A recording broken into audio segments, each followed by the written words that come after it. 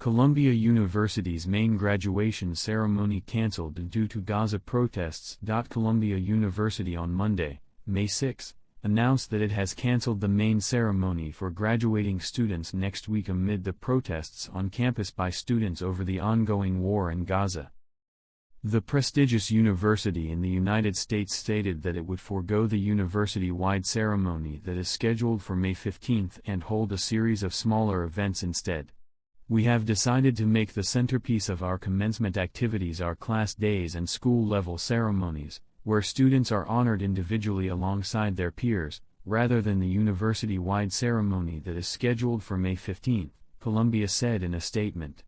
Columbia called the past few weeks incredibly difficult for our community and further said that they are determined to give our students the celebration they deserve in smaller scale. School-based celebrations are most meaningful to them and their families. We will focus our resources on those school ceremonies and on keeping them safe, respectful, and running smoothly. A great deal of effort is already underway to reach that goal, the university added. The statement further added that the school consulted with student leaders in deciding how to handle graduation. The majority of the ceremonies, which had been set to take place on the Morningside Heights campus where most of the protests have taken place, will be moved to the university's main athletic complex. The violent protest at Columbia University drew national attention, with former United States President Donald Trump even comparing it to the January 6 Capitol attack. The protest at Columbia University inspired similar demonstrations at dozens of universities around the U.S., with students calling for a ceasefire in Gaza and demanding their schools divest from companies with ties to Israel.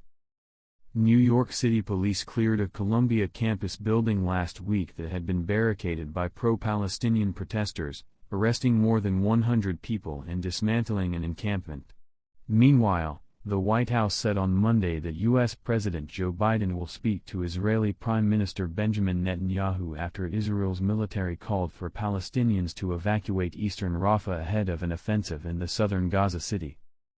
"We can't speak for IDF operations. We have made our views clear on a major ground invasion of Rafah to the Israeli government, and the President will speak with the Prime Minister today," a spokesman for the National Security Council told the news agency AFP.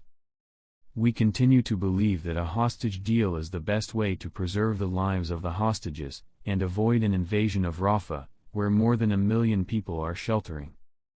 Those talks are ongoing now.